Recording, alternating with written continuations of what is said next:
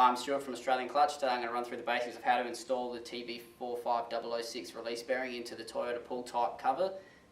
This can be a difficult process if you don't install all the shims in the correct order, so I'm just going to run through the basics of how they go together.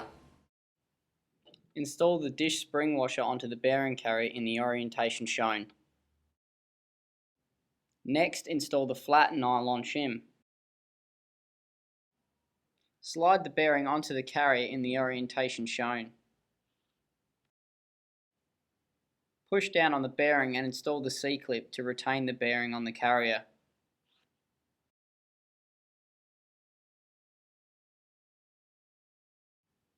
Apply a small amount of high temperature bearing grease to the contact surface of the bearing.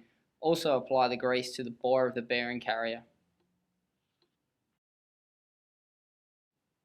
Place the pressure plate over the bearing carrier assembly, then prop the bearing carrier up to assist in installing the shims. Install the nylon shim on top of the diaphragm, followed by the wave washer.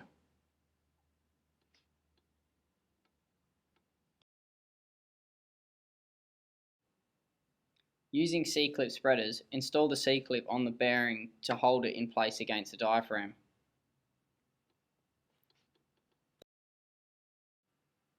Ensure the transmission is clean and clear of any dirt or old grease.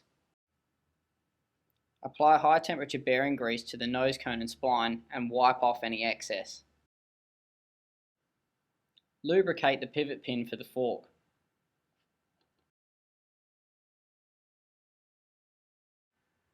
Lubricate the fork where it pivots on the transmission. It is also important to lubricate the points of constant contact with the bearing carrier. Install the pivot pin and C-clip on the fork.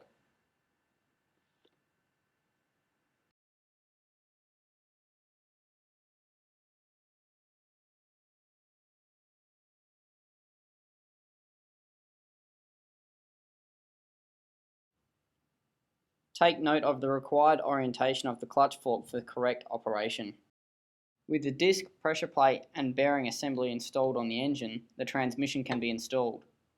Once the transmission is installed, the fork can be placed through the inspection port on the bell housing and clipped into place.